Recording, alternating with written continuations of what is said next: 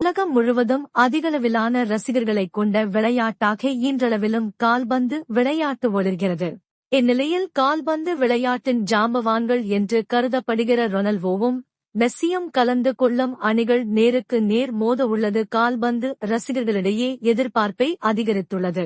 நடப்பு champion Argentina உள்ளிட்ட 48 அணிகள் பங்கேற்கும் 23வது உலக கோப்பை கால்பந்து தொடர் 2026ஆம் ஆண்டு ஜூன் மற்றும் ஜூலை மாதங்களில் அமெரிக்கா, கனடா, மெக்சிகோ நாடுகளில் நடைபெற உள்ளது. இந்த நிலையில் உலக கோப்பை தொடருக்கான அதிகாரப்பூர்வ போட்டி அட்டவணை தற்போது வெளியிடப்பட்டுள்ளது. இந்த தொடரில் பங்கேற்கும் 48 அணிகள் 12 பிரிவுகளாக பிரிக்கப்பட்டுள்ளன.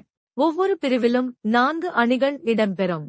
லீக் சுற்று முடிவில் ஒவ்வொரு பிரிவிலும் முதல் 2 இடங்களை பிடிக்கும் அணிகளும் 3வது இடத்தை பிடிக்கும் சிறந்த 8 அணிகளும் என மொத்தம் 32 அணிகள் நாக்-அவுட் சுற்றுக்கு தகுதி பெறும்.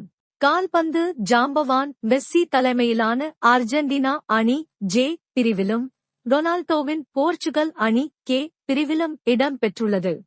இந்த நிலையில் மெஸ்ஸி மற்றும் ரொனால்டோ இருவரும் காலிறுதியில் நேருக்கு நேர் மோதும் வாய்ப்பு உருவாகியுள்ளது.